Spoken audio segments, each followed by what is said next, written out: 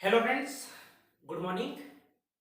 चलिए, आज से हम संविधान की कक्षा प्रारंभ कर रहे हैं और साथ ही शाम को आपका भारतीय अर्थव्यवस्था की कक्षा संचालित होगा।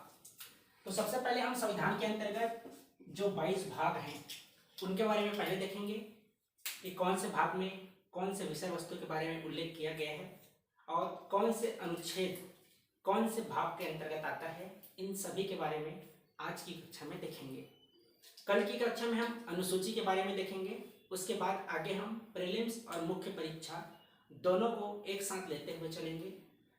लगभग आपका पटवारी एग्जाम तक संविधान एवं भारतीय अर्थव्यवस्था की कक्षा पूरा करने का प्रयास किया जाएगा।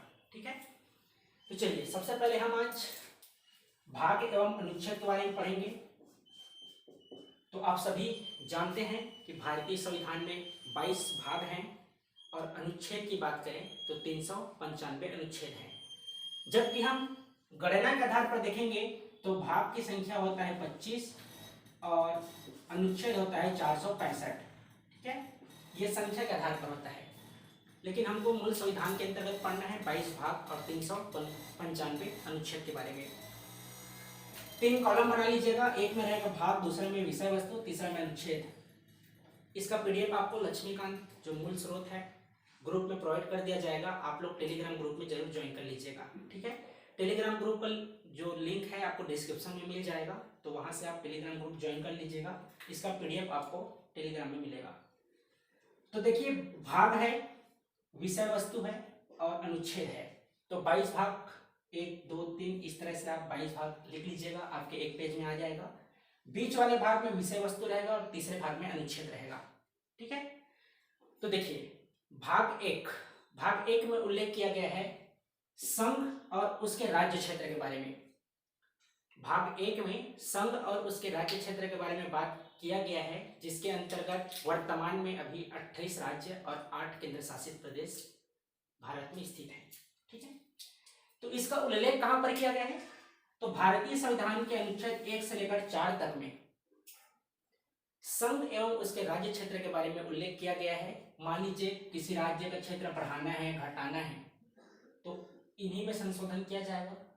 नए राज्य का गठन करना है तो भाग 1 के तहत किया जाएगा।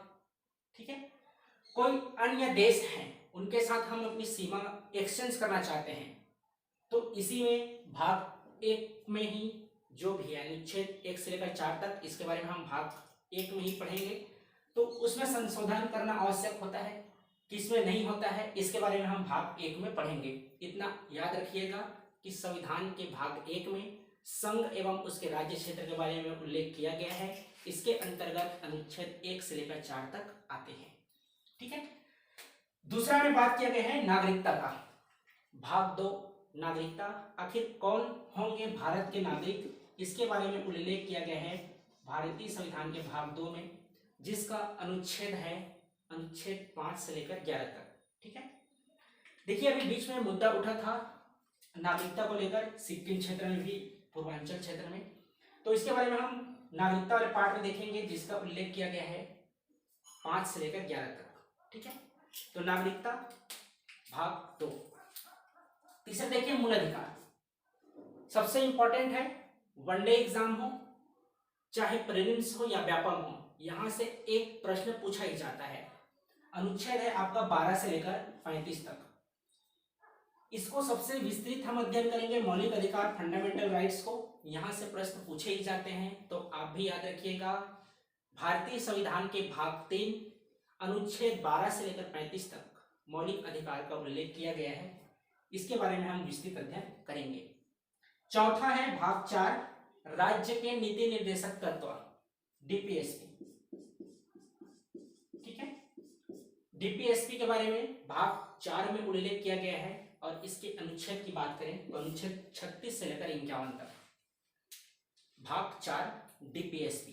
ठीक है, हम 4 भाग देख लिए। भाग 1 संघ एवं उसके राज्य क्षेत्र, भाग 2 नागरिकता, भाग 3 मौलिक अधिकार और भाग 4 डीपीएसपी राज्य के नीति निर्देशक तत्व।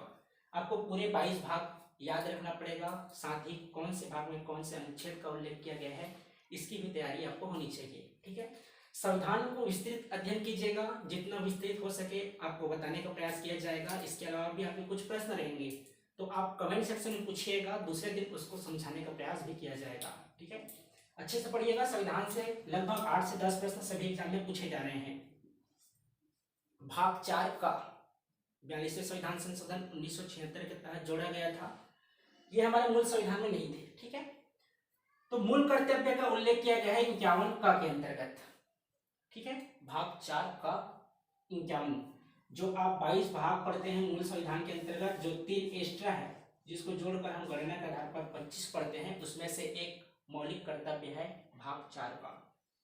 भाग 5 संघ की कार्यपालिका, सबसे ज्यादा समय लगता है भाग 5 को अध्ययन करने में, और इस यहां से प्रश्न पूछे ही जाते हैं। भाग 5 संघ की कार्यपालिका, यहां से प्रश्न पूछे जाते हैं, इसकी तैयारी हम अच्छे से करेंगे। अनुच्छेद देखिए 52 से लेकर 151, लगभग 99 अनुच्छेद है। ठीक, तो 52 से लेकर 151 तक समझिए 99 अनुच्छेद है। लगभग 10 से 15 दिन आपको इसी में अध्ययन करने में निकल जाएगा। इसको हम विस्तृत अध्ययन करेंगे। राष्ट्रपति, उपराष्ट्रपति, जितने भी प्रधानमंत्री हमारे हुए हैं उनका क्रम, साथ ही आपके लोकसभा स्पीकर, राज्यसभा के सदस्य, इन सभी के बारे में हम विस्तृत अध्ययन संघ की कार्यपालिका के अंतर्गत करेंगे। लास्ट में आपका कैग आएगा, कैग तक हम अध्ययन करेंगे 148 से लेकर 151 तक। तो संघ की कार्यपालिका है 52 से लेकर 151, इसको अच्छे से अध्ययन कीजिएगा। जो इसको अच्छे से समझ गए हैं वे राज्य की कार्यपालिका को समझने में आसानी होगा। उसका अनुच्छेद है 252 से लेकर 237 तक। सबसे ज्यादा महत्वपूर्ण है संघ की कार्यपालिका। यदि आप इसको अच्छे से समझ जाते हैं तो भाग 6 को समझने में आपके लिए आसानी होगा।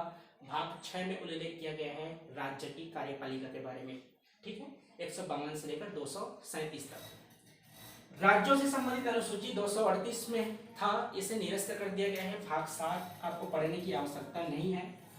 सीक्वेंस में आपको भले बता दिया गया है कि भाग 7 में है राज्यों से संबंधित अनुसूची के बारे में उल्लेख था, जिसे निरस्त कर दिया गया है। इसका उल्लेख था 238 में। जब भाग 6 हो जाएगा उसका बताएंगे इसके बारे में। अगला है भाग 8। भाग 8 यहाँ से मुख्य परीक्षा में प्रश्न पूछे जाते हैं संघ और राज्य क्षेत्र के बारे में। संघ और राज्य क्षेत्र का उल्लेख आपको मुख्य परीक्षा के प्रश्न चाहे 30 शब्द में हो, 60 शब्द में हो, यहाँ से पूछे जाते हैं। मुख्य परीक्षा में आपके 25 अंक के संविधान आते हैं और 25 अंक के लोक प्रशासन आते हैं। इसको हम मुख्य परीक्षा का जो सिलेबस एनालिसिस है उसमें बता चुके हैं। तो इसका उल्लेख है 239 से लेकर 242 के बीच। ठीक है, संघ और राज्य क्षेत्र के बारे में है उल्लेख है 239 से लेकर 242 तक। वहीं आपकी भाग की बात करें तो भाग 8 में। ठीक, अगला देखिए भाग 9, सबसे महत्वपूर्ण, पहले पूछा जाता था, वर्तमान अभी 1-2 वर्ष में देखें प्रीलिम्स में क्वेश्चन नहीं पूछ रहे पंचायती राज से। इसको हम पहले ही इस यूट्यूब चैनल में पढ़ा चुके हैं, फिर से इसको पढ़ाएंगे। अभी पटवारी एग्जाम को ध्यान में रखते हुए पंचायती राज का उल्लेख है 243 ए से लेकर 243 ओ तक, और भाग 9 क में है नगर पालिका 243 पी से लेकर 243 जेड जी के बारे में। ठीक है, तो भाग 9 में क्या है, पंचायती राज, और भाग 9 क में है नगरीय निकाय। 243 ए से लेकर 243 ओ तक पंचायती राज, और वही 243 पी से लेकर 243 जेड जी तक नगरीय निकाय। ठीक, ये हो गए भाग 9 के बारे में। अगला देखिए अनुसूचित और जनजातीय क्षेत्र। इससे पहले है, आप देखिए ध्यान रखिएगा, 242 संघ और राज्य क्षेत्र, यहाँ से मुख्य परीक्षा में प्रश्न पूछे जाते हैं। पंचायती राज और नगरीय निकाय, यहाँ से आपको व्यापम में क्वेश्चन पूछे जाते हैं। पीएससी में भी प्रश्न पूछे जा रहे थे, आगे पूछने की भी संभावना है। 1-2 वर्षों से क्वेश्चन टफ होने के कारण इनके संख्या में कमी देखने को मिला है। तो भाग 10 में है अनुसूचित और जनजातीय क्षेत्र के बारे में उल्लेख किया गया है 244 में। ठीक है, 244 में है, इसको वनडे एग्जाम में प्रश्न पूछा जाता है। अनुसूचित और जनजातीय क्षेत्र का उल्लेख भारतीय संविधान के कौन से अनुच्छेद में किया गया है, तो 244। इसी तरह एक क्वेश्चन पूछा जाता है कि भारतीय संविधान के कौन से अनुच्छेद में संविधान संशोधन का उल्लेख किया गया है, तो 368। ये वनडे एग्जाम के लायक प्रश्न है जहां सिर्फ एक अनुच्छेद दिया रहता है। इसी में देखिएगा यहाँ 368 है संविधान संशोधन, तो ये प्रश्न पूछे जाते हैं। ठीक है, अगला है भाग 11।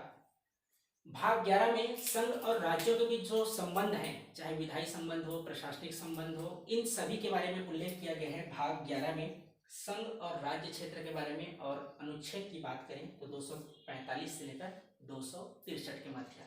ठीक है, 245 से लेकर 263 के मध्य संघ और राज्य क्षेत्र के बारे में उल्लेख किया गया है। संघ और राज्य के संबंध के बारे में उल्लेख किया गया है। क्षेत्र के बारे में तो भाग 1 में उल्लेख किया गया है। ठीक है, तो ये हो गया भाग 11 के बारे में। अगर देखिए भाग 12, इसमें से आपको वित्त आयोग के बारे में पूछा जाता है और जो संपत्ति का अधिकार, जो पहले मौलिक अधिकार था, वो कौन से अनुच्छेद में ट्रांसफर हुआ है, इसके बारे में पूछा जाता है। तो देखिए वित्त आयोग का उल्लेख किया गया है 280 में, इसको याद रखिएगा। वहीं जो संपत्ति का अधिकार पहले मौलिक अधिकार था, इसको ट्रांसफर करके किया गया है अनुच्छेद 300 में।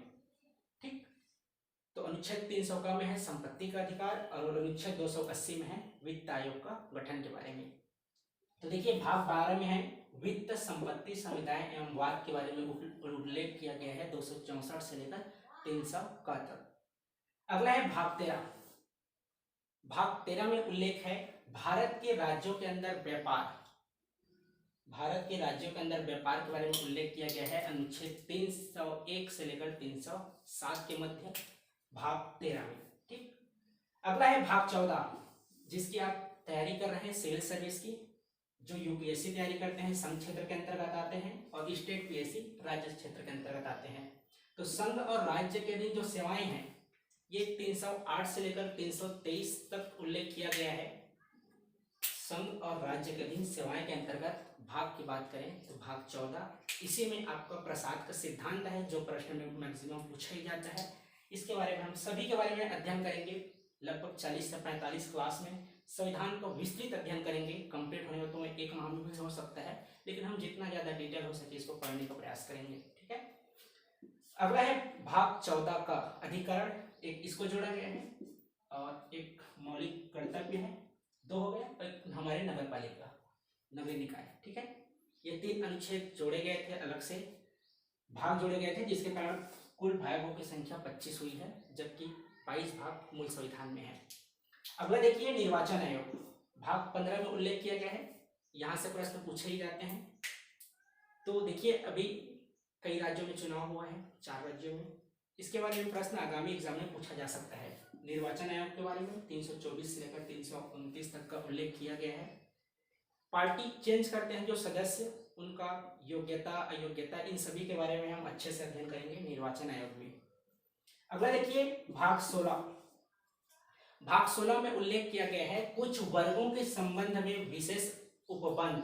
तो कुछ वर्ग कौन कौन से हैं? एक तो है एसटी, एससी और ओबीसी। इन सभी के बारे में उल्लेख किया गया है 330 से लेकर 342 के मध्य।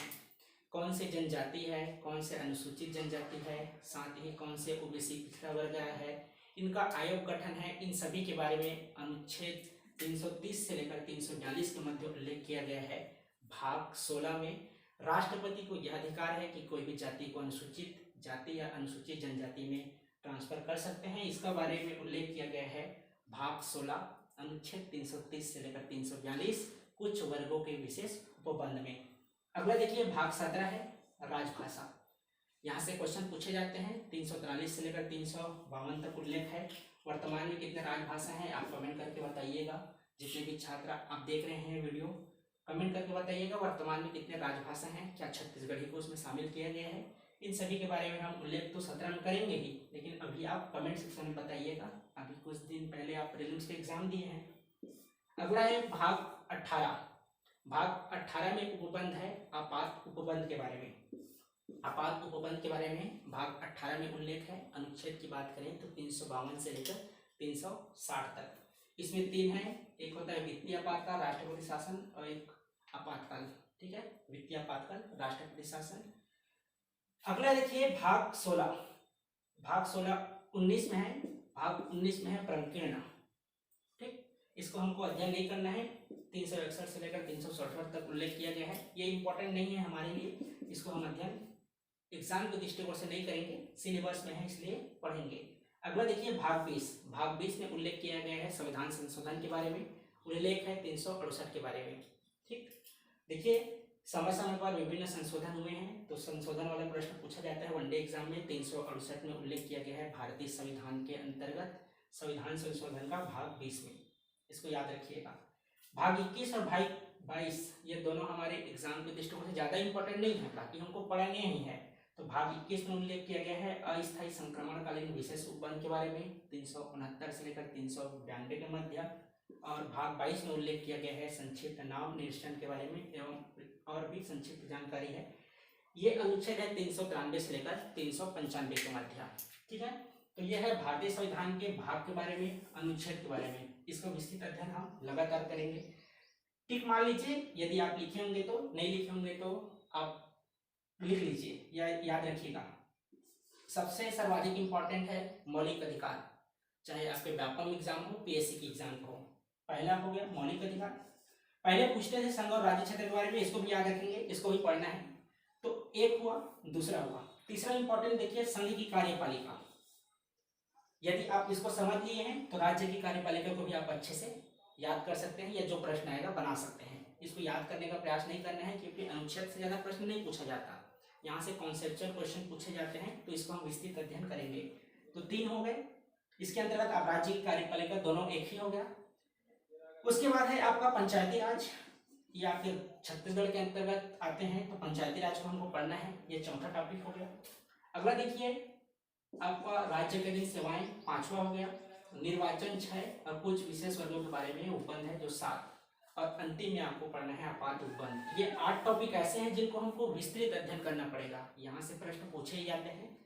व्यापम में 4 से 5 प्रश्न पूछे जाते हैं, वहीं आप प्रीलिम्स में देखे होंगे 10 से 12 प्रश्न तो पूछे ही जा रहे हैं संविधान से। तो देख लीजिए इसकी भूमिका कैसी है, तो इसके बारे में हम विस्तृत अध्ययन करेंगे। ठीक है, शाम की कक्षा भारतीय अर्थव्यवस्था की होगी।